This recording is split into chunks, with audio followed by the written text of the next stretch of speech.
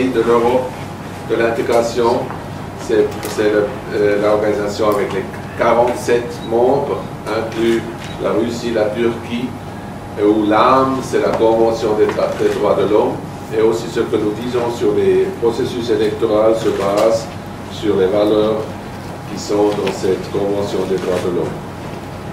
Alors je cite la déclaration maintenant que nous avons fait ensemble, et les parlementaires, parce que nous sommes tous les parlementaires nationaux qui travaillent aussi dans l'Assemblée parlementaire à Strasbourg. Nous aimerions féliciter le peuple tunisien pour la qualité extraordinaire du processus électoral avec lequel il a achevé une étape cruciale dans la transition post-révolutionnaire. Les élections étaient libres, inclusives et transparentes. L'Assemblée des représentants du peuple qui en résulte représente vraiment le peuple et bénéficie maintenant d'une légitimité extraordinaire qui lui permet de prendre les décisions nécessaires et indispensables dans l'intérêt du pays. Nous aimerions souligner la qualité remarquable des procédures, du processus et des élections, et nous espérons que ceux qui gagneront pas auront fait preuve de la même maturité politique que les citoyens en acceptant les résultats du vote, contribuant ainsi non pas seulement à l'instauration rapide de la nouvelle législature, mais aussi au dépassement de la bipolarisation de la société tunisienne. La délégation a été impressionnée par l'organisation du travail de l'administration électorale et par son interaction avec les observateurs de la société civile dans l'intégralité du scrutin. Évidemment, comme toujours dans la démocratie, le processus n'est jamais parfait, on peut toujours faire mieux, et dans ce sens, la délégation propose de prendre en considération certaines améliorations en vue des prochains scrutins, notamment les médias pourraient favoriser le débat et en comparaison les programmes et les projets des partis politiques pour permettre aux citoyens de mieux comprendre les défis afin de faire un choix éclairé le jour du scrutin. Cette remarque est aussi basée sur le fait que des fois dans les bureaux de vote, la troisième partie était ceux qui ont voté vite.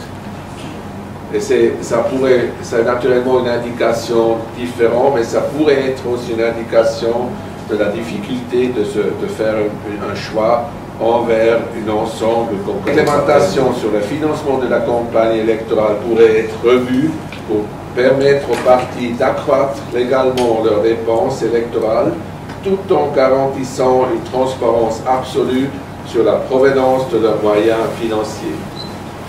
Et la troisième proposition, les acteurs politiques et les différentes institutions devraient poursuivre leurs efforts pour motiver les jeunes et les femmes, ainsi que les citoyens des couches défavorisées de la population à participer dans le processus électoral, unique moyen de faire entendre sa voix et de changer la situation de la société. Maintenant, après, voyez dans la déclaration tous les gens que nous avons rencontrés, où nous étions hier, et nous finissons la déclaration avec la remarque que l'Assemblée continua à s'engager activement, comme nous avons fait depuis la Révolution, avec ses partenaires tunisiens dans leurs efforts de démocratiser leur pays. Et nous allons aussi suivre, aussi observer naturellement l'élection présidentielle du 23 novembre. Ça, c'est la déclaration officielle. Maintenant, nous sommes ouverts à votre question. Ma collègue de Croate et un autre collègue de la Suisse. Les autres, ils ont déjà dû rentrer, donc c'est la raison pourquoi ils sont passés, la qualité extraordinaire. Nous pensons que peut-être il y a le pourcentage des votes blancs et des votes non valides. En tout cas, dans le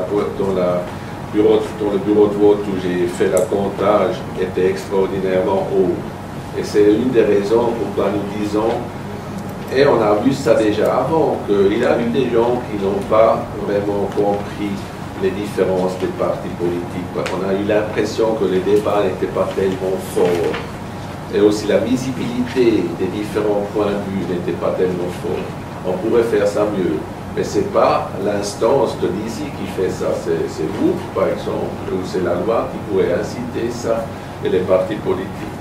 Ça, c'est une chose. La deuxième chose, malgré que vous avez augmenté les inscrits, il semble que dans les chiffres absolus, moins de citoyens ils ont participé en comparaison avec le 23 octobre, parce que là, on pouvait encore s'inscrire au jour même du scrutin.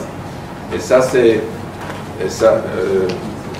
comme Suisse, je dis ça parce que là, la participation est encore plus faible, mais là, entre les élections, on a plus à dire.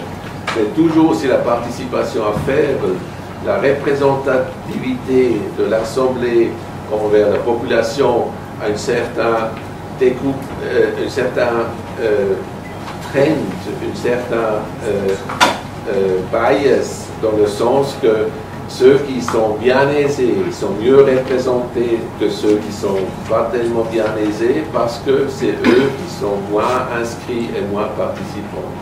Et dans ce sens, on a un intérêt énorme que la participation est grande, que les inscriptions sont grandes, et c'est la raison pourquoi nous disons qu'il faut faire des efforts pour augmenter ça. Mais ce n'est pas une défaillance, ce n'est pas un dépassement. C'est, comme nous avons dit, il n'y a jamais la démocratie parfaite, le processus n'est jamais achevé, c'est toujours inachevé.